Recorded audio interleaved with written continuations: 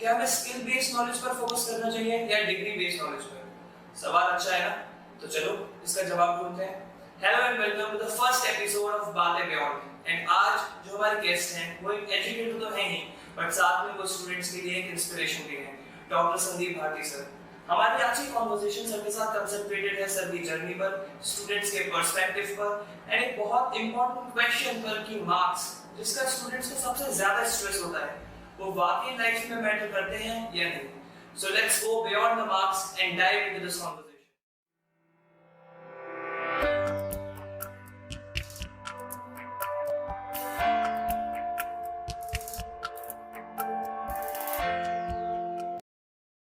First of all, thank you so much for doing this. And सबसे पहले आप ये बताइए कि आपने कब डिसाइड किया कि अब मुझे टीचिंग प्रोफेशन में ही जाना है? सच ये है सारांश कि मैं टीचर बनना कभी नहीं चाहता, पर मेरे को एक चीज पता है कि मैं जो कुछ भी करूंगा उसमें शिद्दत से करूंगा। तो कुछ और गोल्स थे लाइफ में, कुछ और प्लानिंग की थी, उसके लिए एनर्जी इकट्ठी की थी, पर वहाँ एग्जीक्यूट नहीं हुई। पर जब टीचर बन गया तो सब कुछ वहीं हो गया। बस ये journey.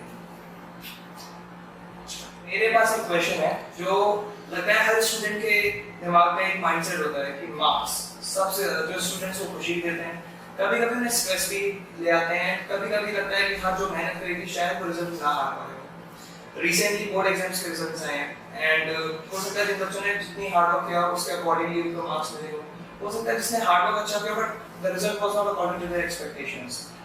So my question to you is that do you think marks really matters in life or not? Marks का पता है क्या कि कई बार मैंने देखा है वो बच्चे जो बहुत अच्छा रट लेते हैं, मार्क्स तो वो ले आते हैं, पर जिंदगी किताबों से अलग हटके। मैं हमेशा कहता हूँ, एक शेर है, पता नहीं किसने लिखा, धूप में निकलो घटाओं में नहा कर देखो, जिंदगी क्या है किताबों को हटा कर देखो। तो ज्यादा इम्पोर्टेंट ये सारांश की मार्क्स बेस्ड कुछ भी बचा नहीं, समझ कितनी है। और मैं पेरेंट्स को भी हमेशा कहना चाहता हूँ कि वो बच्चों के साथ ये देखें कि उनके बच्चों में कुछ लर्निंग आउटकम है या नहीं। मार्क्स ना देखें तो किसी भी लेवल पर आपके नंबर कभी भी आपको जस्टिफाई नहीं करते। आपका इंटेलेक्ट इज मोर इम्पोर्टेंट। और आज की तारीख में जब एआई आ गया तो समझ लो, है ना, तो इम्पोर्टेंट ये है कि आप कितना डिफरेंटली सोचते हैं। तो मैं मार्क्स को कभी भी अहमियत देता नहीं, पर उतने हमेशा आ जाने चाहिए जितने कहीं जरूरत है। मार्क्स से हटके एक और चीज आज के टाइम में एक राइजिंग टॉपिक हो चुका है जिसको हम बोलते हैं स्किल। आजकल काफी इंस्टीट्यूशंस डिग्री बेस्ड हो गए हैं और काफी बच्चों का एक माइंडसेट है कि डिग्री बेस्ड, बट एक डिफरेंस जो है स्किल बेस्ड नॉलेज में और डिग्री बेस्ड नॉलेज में वो इस समय काफी वास्ट है। एक डेटा मेरे पास था आरटीआई का 2024 में डेटा है जिसमें IITians who graduated across 23 campuses 40% of them are unemployed। मतलब ये वो स्टूडेंट्स हैं, ये वो वहां से पढ़ाई करते हैं जहाँ से हम सभी ड्रीम करते हैं कि हाँ हमें आईआईटीएस में जाना है। ये कंडीशन उनकी है। अब नाउ जो इंस्टीट्यूशंस, जो कॉलेजेस, जो टियर 2 टियर 3 सिटीज में जिसके बारे में ना मुझे पता है ना आपको पता है, सो उनकी कंडीशन इससे भी वर्स्ट। सो आज के टाइम में skill based degree, skill based knowledge important है एक्वायर करना या डिग्री बेस्ड नॉलेज? ऐसा बेटा देखो, वो बच्चे जिन्होंने आईआईटी क्रैक किया, जिस डेटा की आप बात कर रहे हो, तो इसका मतलब वो इंटेलिजेंट तो हैं, उनके पास डिफरेंट एटीट्यूड तो है, वो कहीं ना कहीं एकलव्य तो हैं, उन्होंने निशाना तो साध दिया, आकाश छू गया है, आईआईटी में पहुंच गए। पर वहां पहुंचने के बाद जो एडॉप्शन चाहिए उस पूरे एनवायरनमेंट से नॉलेज को गेन करने का जो तरीका आना चाहिए, शायद वो वहां चूक गए। अदरवाइज आईआईटी इतना प्रेस्टिजियस इंस्टीट्यूट, इतने मतलब हर बच्चे का एक ड्रीम जगह है। वहां जाने के बाद अगर कोई बच्चा अनएम्प्लॉयमेंट रह जाता है, उसको जॉब नहीं मिल रहा है, तो इसका सिंपली अर्थ ये है कि आईटी का फेलियर नहीं है, वो उसने अकॉर्डिंगली ग्रेस्प नहीं किया, ये उसका फेलियर है। हाँ वो इंटेलिजेंट है, ये उसने प्रूव किया है, उसने आईटी क्रैक किया, उसने वो प्रूव किया, पर वहां पहुंच के कैसे लेना था वो वैसा ग्रहण नहीं कर पाया, इसलिए वो चुप गया। जो स्किल बेस्ड की बात हो रही है ना, ये वही है जो मैंने पहले आपके प्रश्न में कहा कि समझ को विकसित करना पड़ेगा, इस बात को विकसित करना पड़ेगा कि मैं कितना अलग तरह से सोचता हूँ। मैं आप जैसे बच्चों से भी ये कहता हूँ, इवन अगर एडवर्टाइजमेंट भी देखो ना टीवी पे, क्या कर रहे हैं वो 10 सेकंड के ऐड में वो ये कहना चाहते हैं कि मेरा प्रोडक्ट खरीदो, क्रिएटिविटी। कई बार आपको देख के लगेगा भी नहीं कि यार क्या बेचना चाहता है, और कई बार आपको पहले 2 सेकंड्स में लग जाएगा ये बेच के निकल जाएगा। तो डिफरेंस कहाँ पे? डिफरेंस क्रिएटिविटी है। आप भी जब ऐसी कोई चीज देखो, दुनिया में होने वाली किसी भी बात को देखो, तो ये सोचा करो कि इससे बेहतर वर्जन कुछ हो सकता है। बस इसको जो डेवलप कर लेगा, उसको किसी आईआईटी, किसी आईआईएम, किसी इंस्टीट्यूट, किसी डिग्री की जरूरत नहीं पड़ेगी। तो मैं हमेशा ये चाहता हूँ कि बच्चों से कहूँ कि अपना इंटेलेक्ट डेवलप करो। तो फिर आप समझ सकते हैं कि डिग्री बेस्ड एजुकेशन का कोई मतलब रह नहीं चाहिए। सर आपके अकॉर्डिंग यानी कोई 3 स्किल्स जो इस समय यूथ को अडॉप्ट करनी चाहिए? मेन चीज है जो एक बड़ी अच्छी बात बताता हूँ। तेरे को एक बच्चे ने अपने पापा से पूछा, पापा मुझे क्या बनना चाहिए? तो मैंने कहा बेटा तू ईमानदार आदमी बन जा। आजकल इसकी बहुत ज्यादा जरूरत है। तो अगर हम 3 स्किल्स की बात करें ना, तो मेनली क्या है, एक तो एनालिटिकल हो जाए, दूसरा बहुत क्वांटिटेटिव एप्टीट्यूड जनरेट करे, क्वालिटेटिव एप्टीट्यूड जनरेट करे, और पॉजिटिव करे।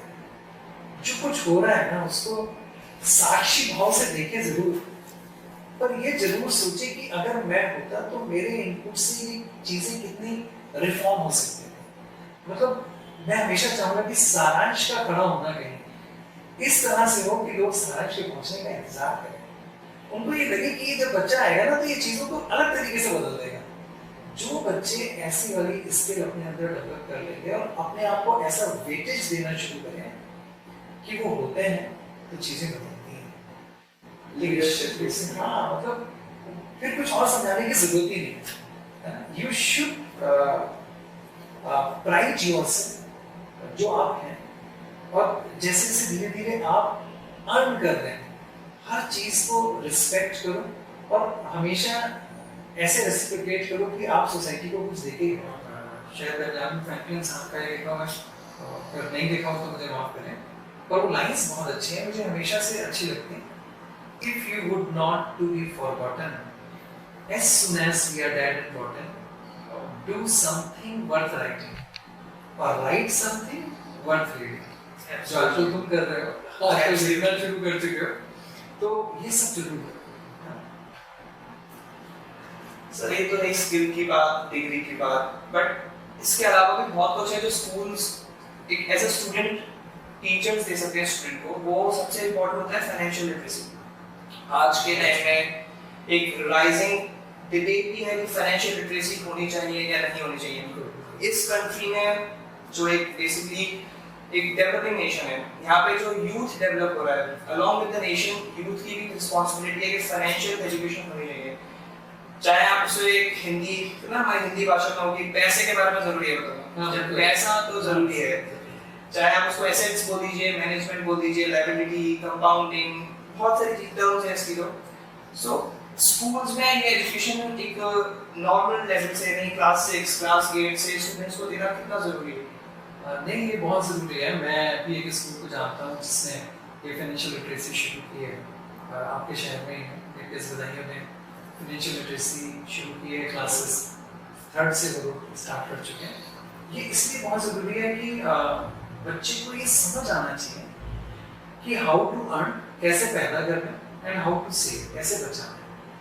मतलब कई बार मैंने देखा है कि बहुत सारे लोग ऐसे जिंदगी में बहुत सारा पैसा था उनके पास, तो वो सिर्फ बीच में एक ऐसे मीडिएटर की तरह है कि वो आता रहा पैसा जाता रहा, वो उसको कहीं रोक नहीं पाए। अगर वो रोक पाते तो मल्टी मिलियनर्स हो सकते हैं। तो फाइनेंशियल लिटरेसी के विषय में बच्चों से बात करना, और मैं पेरेंट्स को भी हमेशा ये कहता हूँ, ये जो समर ब्रेक्स इस तरह की कोई चीज़ मिलती है, इसमें उनको आंसरेबल करें, अकाउंटेबिलिटी उनके अंदर जनरेट करें, और उनको कहें कि चलो एक दिन पापा के साथ पूरा पापा की वर्किंग देखो, और पापा के हर काम में काम कराओगे, हाथ बटाओगे, तो at the evening, at the end of the day you will earn 100 rupees, 200 rupees, 300 rupees.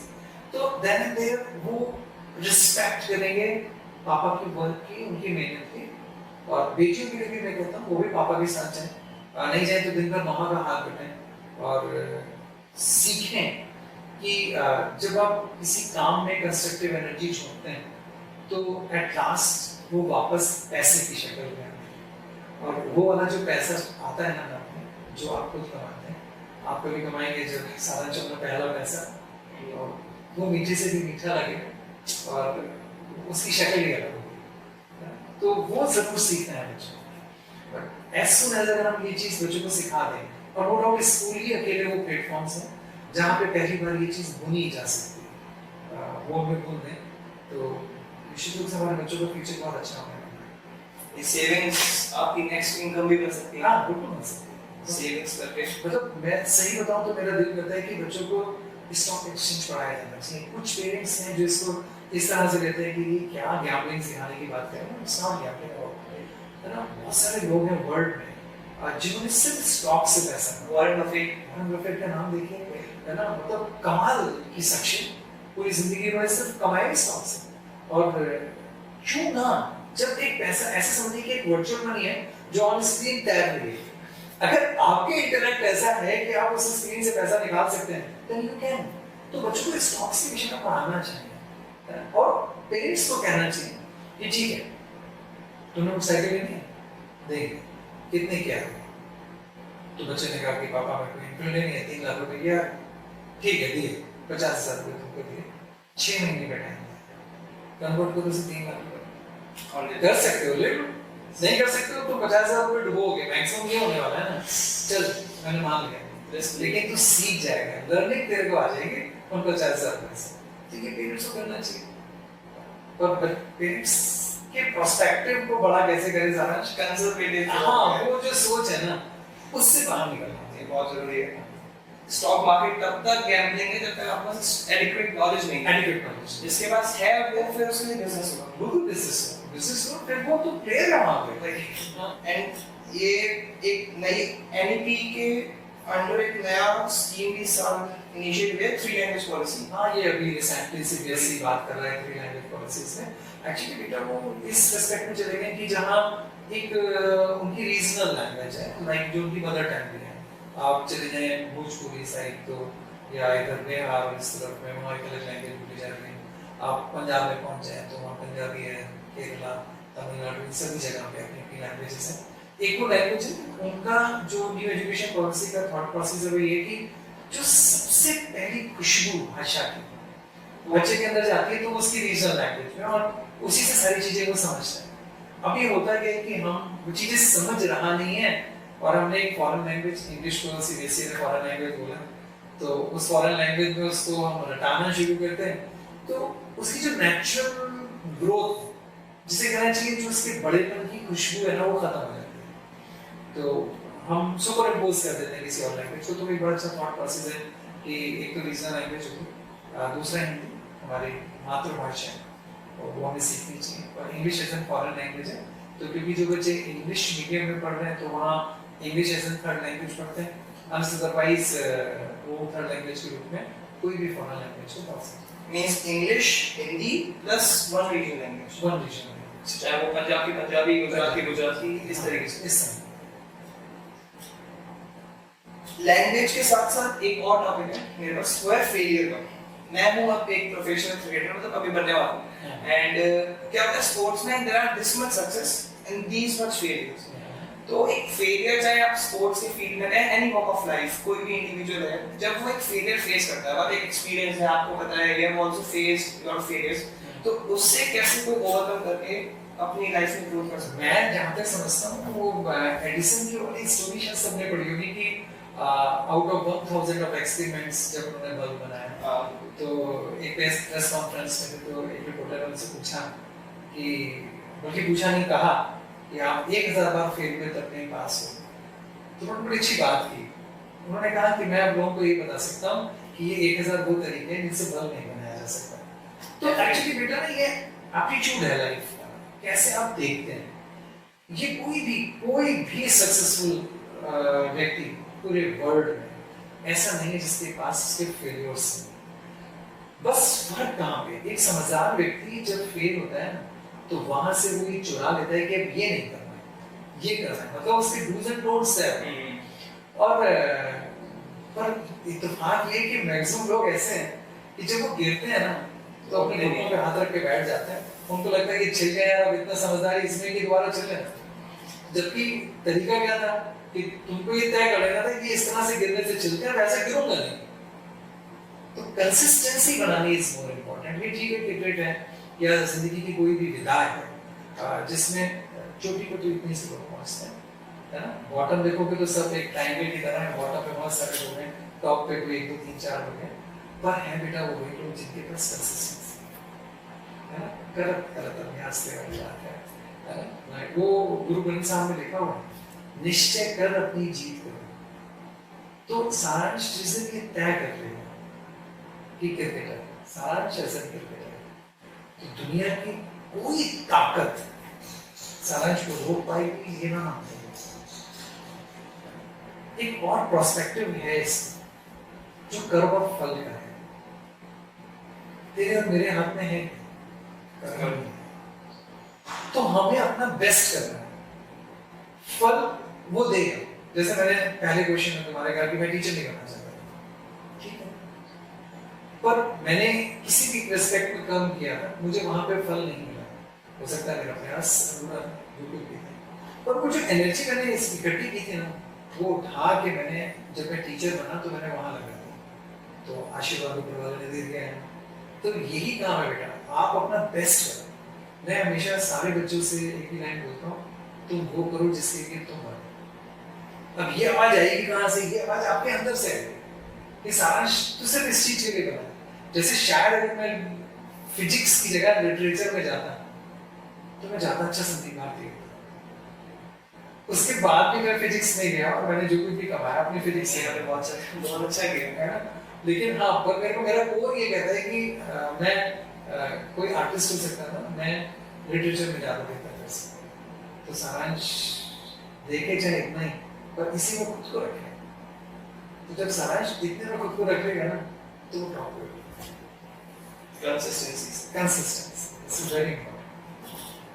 नहीं, कंसिस्टेंसी की बात है तो एक मैं बताऊं कि कंसिस्टेंट रवि का सर को कहने के लिए पॉडकास्ट करते हैं नहीं सर के पास टाइम नहीं था, बट फाइनली हुआ। एंड टाइम से ही बात है, आप इतने बिजी रहते हैं, इतना बिजी शेड्यूल है, एंड बट स्टिल सब चीजों के लिए आपके पास टाइम होता है, चाहे वो कभी थोड़ा देर ऊपर जब होता है। हमारे साथ प्रॉब्लम क्या है, हमारे पास टाइम नहीं होता, मतलब पूरे दिन बैठे हैं तो एट द एंड टाइम नहीं है कि पढ़ाई के लिए टाइम नहीं था। सो अब इस चीज को स्टूडेंट्स, बेसिकली सिर्फ स्टूडेंट्स टाइम मैनेजमेंट को कैसे सीखें, वो प्रोसेस क्या है? कल मैं बता रहा हूँ, कोई रील देख रहा था, क्या था, एक बड़ी अच्छी लाइन आप लोगों ने यूज की कि हम जो हैं पूरे ये 90:10 का एक रेशियो है। 10% हमारा कॉन्शियस माइंड है और 90% हमारा अनकॉन्शियस है। हम सभी में होता है, सभी में। अब सफल और असफल लोगों में एक अंतर है। जो लोग सफल हुए उन्होंने अपने कॉन्शियस माइंड को अनकॉन्शियस माइंड से बदल दिया, मतलब उनका जो अनकॉन्शियस है वो 10 रह गया और कॉन्शियस 90 हो गया। ये करते कैसे? फॉर एग्जाम्पल, आप अभी कोई डिसीजन लेते हैं अपने विषय में, तो आपका जो अनकॉन्शियस माइंड है ना वो कैसे काम करता है? जो नॉलेज आपके पास है, जो किताबें आपने पढ़ी, जो स्किल आपने सीखी, जो बातें आपने सुनी, जो पापा मम्मी ने आपको सिखाया, ये सब आपके कॉन्शियस माइंड में चलता है। तो ये आपका लर्निंग आ गया। अब इसका लर्निंग आउटकम निकलेगा कल से कॉन्शियस से ही वहां निकलेगा। आपने अपने लिए प्लान किया कि मैंने 3 घंटे रोज सुबह प्रैक्टिस करनी है क्रिकेट, और इसके लिए मुझे सुबह 4 बजे ग्राउंड पे आना।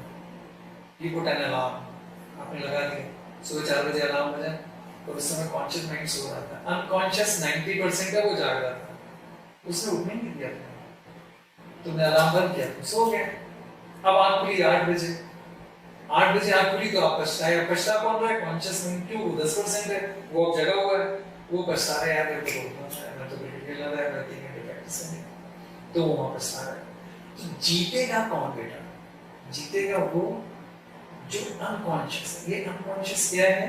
मेरे और तेरे जिस्म का इनर्शिया, जड़त्व, जो मूव करना चाहता ही नहीं। हमारा जो मन है ना, वो हमेशा उन चीजों को जिससे तन थकता हो रोक देता है करने से। मन हमेशा चाहता क्या है? मैं भी आंखें बंद करूं, मेरा दिल करता है वहां पहुंच जाऊं, ये ड्रीम ऐसा कर लूं, वो पैसे कमा लूं, ये बना लूं, वो बना लूं, ये सब मन कर रहा है। अब इसके लिए करना क्या? वो सारे कामों के लिए लगाना क्या है? तन।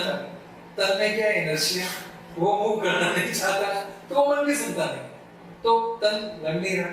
हमारा जो युग था ना बेटा, जिसमें हम मेडिटेशन करते थे, योग करते थे, जोड़ते थे, ये जोड़ना क्या है? ये मन को तन से जोड़ना है। मेडिटेट करना क्या है? कि मेरा ब्रेन मेरी पूरी बॉडी को गवर्न करे।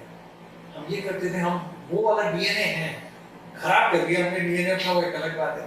तो वो लोग जो थे ना बेटा, वो अपने मन से अपने तन को कंट्रोल कर लेते थे, फिर वो जो चाहते थे वो करते थे।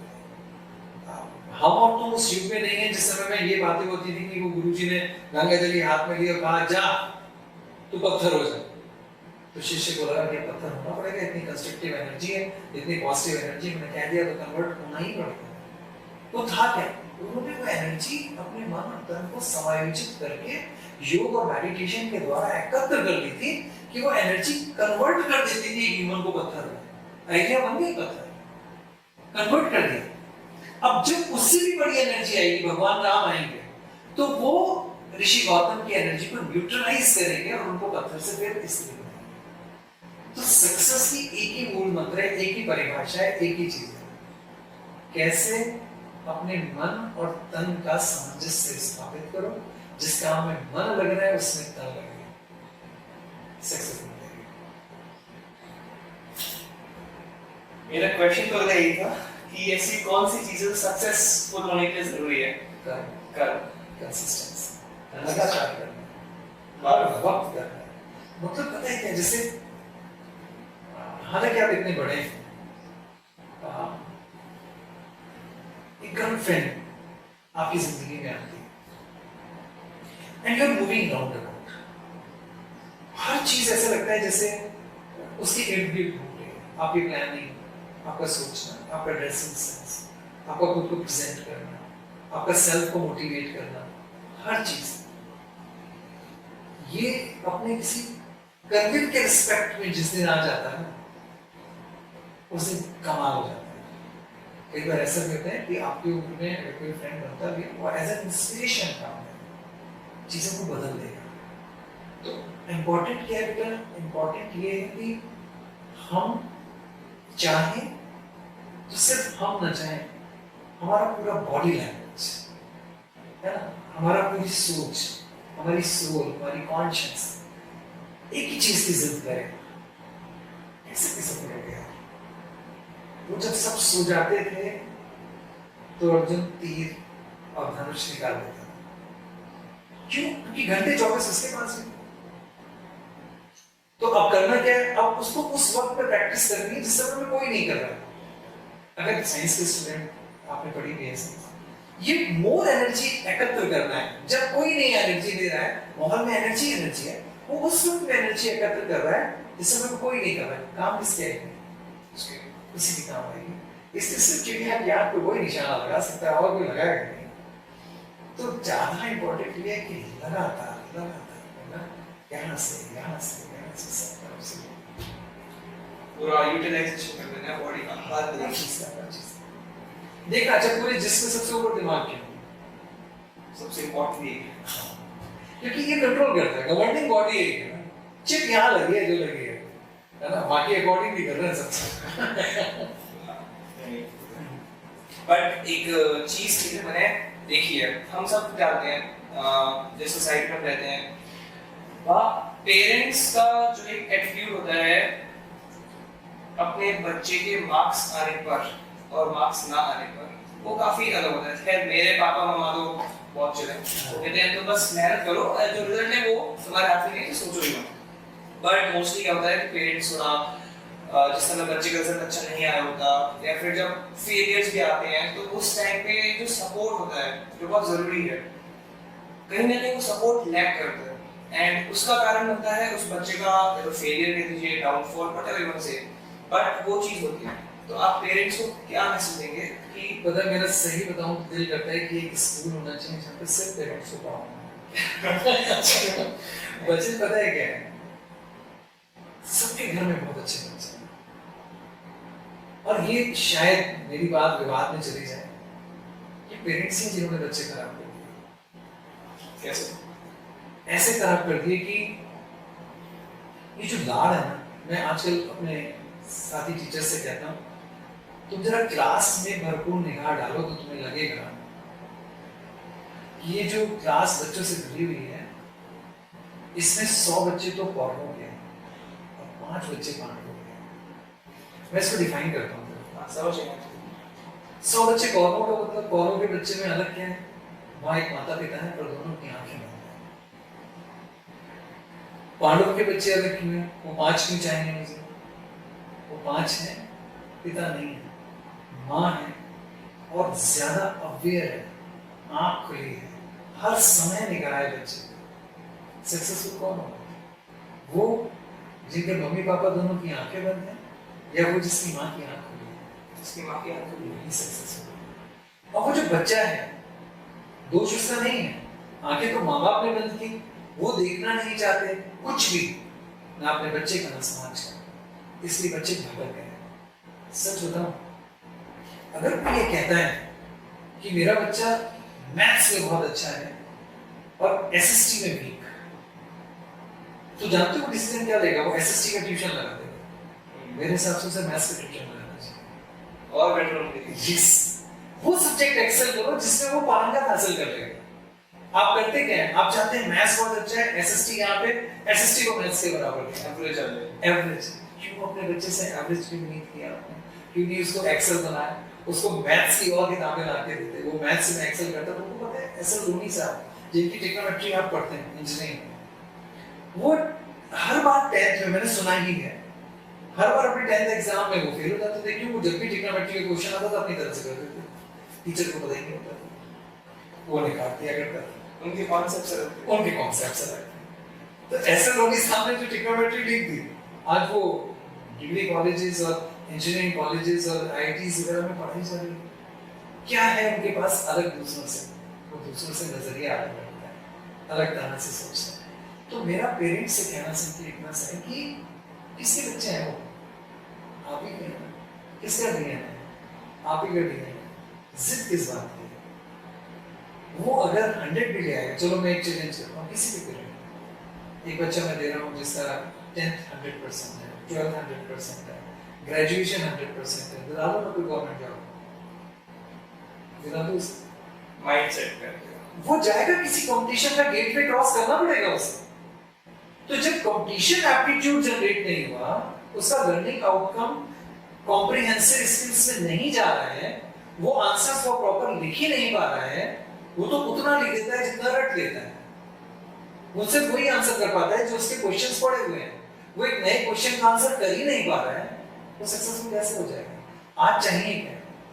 मैं ये कहना चाहता हूँ पेरेंट्स को भी और स्कूल्स को भी, कि जो एआई जब से आ गया ना, मुझे क्या जरूरत है मैं तुझे 2 का पहाड़ और 20 का पहाड़ याद करूं? मुझे क्या जरूरत है कि मैं तुझसे कहूं कि नहीं तू एक एप्लीकेशन लिखना सीख, प्रिंसिपल को लीव की एप्लीकेशन लिखना सीख, डीएम को एप्लीकेशन लिखो कि रोड सही नहीं है, कि यहाँ की एप्लीकेशन लिखो एसएसपी को कि कानून व्यवस्था सही नहीं। क्यों?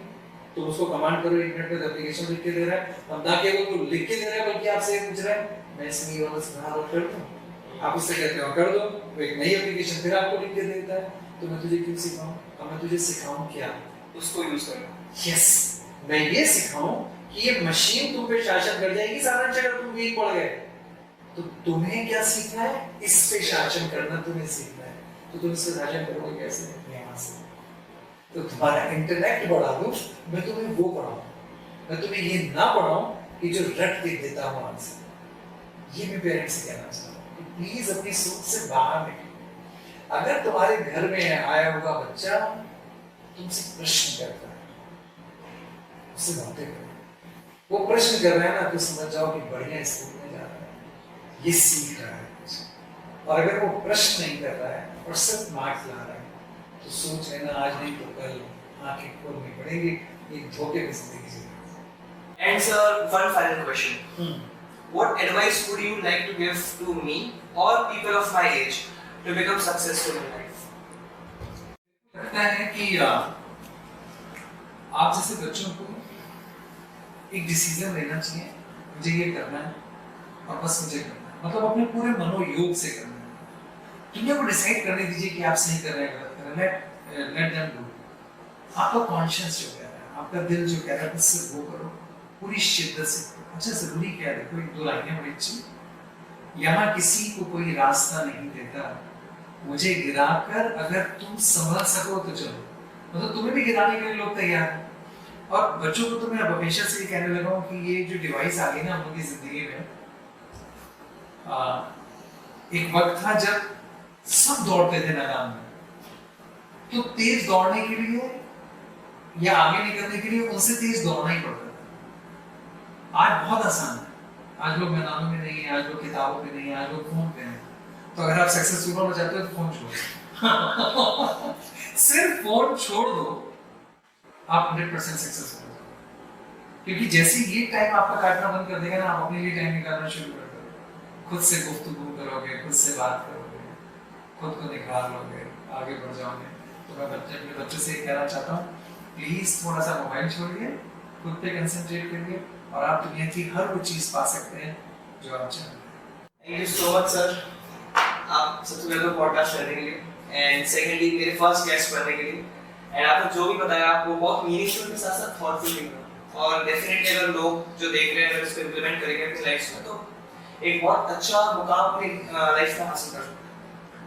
थैंक यू टू सारांश, यू टू एक्चुअली, मतलब मुझे तुमने क्यों चुन लिया मुझे नहीं पता, और अच्छा लगता है मुझे आपके बच्चों से बात